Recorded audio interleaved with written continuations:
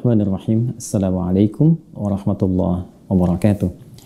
Alhamdulillah, wassalatu wassalamu ala rasulillah wa ala alihi wa sahbihi wa walah wa ba'd. Saudara-saudariku dimanapun Anda berada, lupa bisa menjadi rahmat yang patut disyukuri, tapi juga boleh jadi ia bisa menjadi musibah yang mesti dievaluasi, pun demikian diintrospeksi. Sisi yang kedua, ini banyak yang dialami oleh saya, Anda, atau bahkan kita dalam menjalani aktivitas kehidupan yang kita titi. Lupa terkadang bisa menyebabkan seseorang berbuat maksiat. Allah berfirman di Quran surah kedua Al-Baqarah di ayat 286 itu, Rabbana la tu'akhidna in nasina aw akhtana. Di antara sekian doa yang dianjurkan kita memanjatkannya kepada Allah, ya Allah, mohon jangan hukum kami bila pun kami pernah lupa dan dengan lupa itu kami berbuat salah.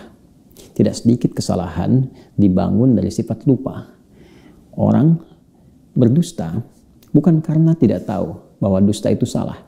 Hanya saat berdusta, dia lupa bahwa itu keliru. Orang yang bergosip bukan tidak tahu kalau gosip itu tidak baik. Hanya saat ia bergosip, ia lupa bahwa itu keliru. Lupa yang menjadikan seorang terjebak pada perbuatan salah, bahkan dosa. Itu lupa yang diinisiasi dan diwaswasi oleh syaitan. Karena itulah ada serangkaian ayat yang memberikan isyarat kepada kita bagaimana peran setan yang membisikkan dan mendorong seseorang untuk lupa mengerjakan kebaikan dan cenderung mengarah kepada sisi yang negatif. Quran surah ke-18 Al-Kahf misalnya di ayat ke-63. Allah berfirman, "Wa ma ansanihu illa syaitanu an adzkurah." Allah menyampaikan firman-Nya tentang asisten Nabi Musa alaihissalam yang kelak dikenal dengan nama Yusha bin Nun, ketika ia terlupa dengan isyarat Musa alaihissalam dan mengatakan, dan tidaklah aku lupa ini kecuali setan yang mengarahkan aku untuk melupakan jalan-jalan kebaikan yang telah diisyaratkan itu. Ada lupa yang sifatnya juga bawaan dalam aktivitas kehidupan kita. Lupa bahwa saya sedang jemur pakaian hari ini. Lupa kalau pesan itu belum dijawab. Lupa kalau kunci mobil tadi ditaruh di mana. Terbawa dalam aktivitas keseharian. Bila mengarahkan kepada yang negatif, tetap ada peran setan di dalamnya. Al-Quran memberikan solusi kepada kita. Bagaimana seseorang bisa menjaga ingatan dengan kuat dan terhindar dari sifat lupa. Atau bahkan mengatasi lupa dalam aktivitas kehidupannya. Sehingga saat belajar, ia tidak mudah lupa. Saat menghadapi ujian, ia cepat ingat materi yang dihafalkan. Saat ia menghadapi persoalan-persoalan kehidupan, dia ingat bagaimana solusi-solusi yang bisa dihadirkan. Quran surah ke-18 Al-Kahf di ayat ke-24 itu Allah mengajarkan kepada kita tentang cara bagaimana mengatasi lupa. Allah berfirman, A'udzubillahi minasyaitonir rajim. Bismillahirrahmanirrahim. Wadhkur rabbaka idza nasit. Wadhkur rabbaka idza nasit. Dan berzikirlah, ingatlah kepada Allah Subhanahu wa taala Rabb yang merawatmu, memeliharamu, memberikan perhatian kepadamu. Ingatlah Rabbmu ketika engkau lupa. Wa qul asa ayyahdiyani rabbi liaqraba min hadza rasyada. Dan katakanlah, boleh jadi Allah Subhanahu wa taala akan cepat memberikan kepadaku petunjuk, dan dengan petunjuk itu aku mendapatkan gambaran-gambaran tentang apa yang sedang dicari, diinginkan atau sedang dilakukan. Saudara, ayat ini memang memiliki tafsiran beragam di antara para mufassir.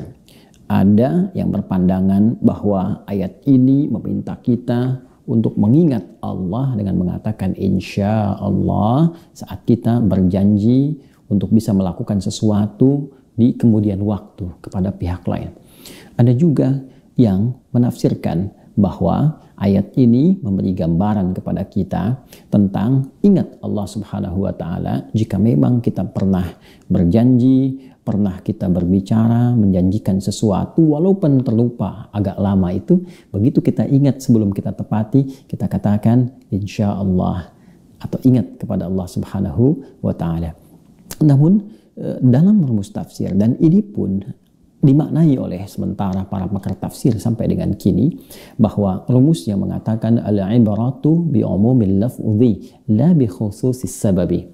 Hukum, hikmah, bahkan isyarat kebaikan itu bisa kita dapati dari keumuman lafaznya sepanjang tidak ada tekanan-tekanan khusus, arah-arah khusus yang menjadikan ayat itu menjadi terbatas maknanya.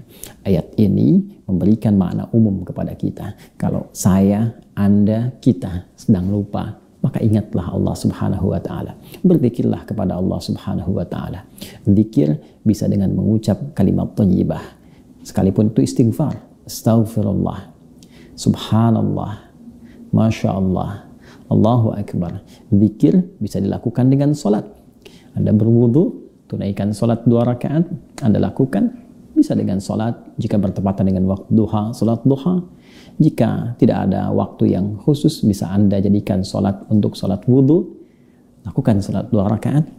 Kemudian, lihat apa yang terjadi ketika Anda berdoa dalam sujud. Umumnya, ada sebagian ulama yang menggunakan rumus ini ketika mereka mendapati lupa dalam hal-hal yang tengah mereka kerjakan. Zikir artinya mengingat Allah. Lupa pada kebaikan datang dari setan. Ketika kita menghadirkan ingatan kepada Allah, maka berlarilah setan meninggalkan kita. Dan dengan itu lupa boleh jadi hilang dan ingatan kembali kepada kita. Semoga bermanfaat. Assalamualaikum warahmatullahi wabarakatuh.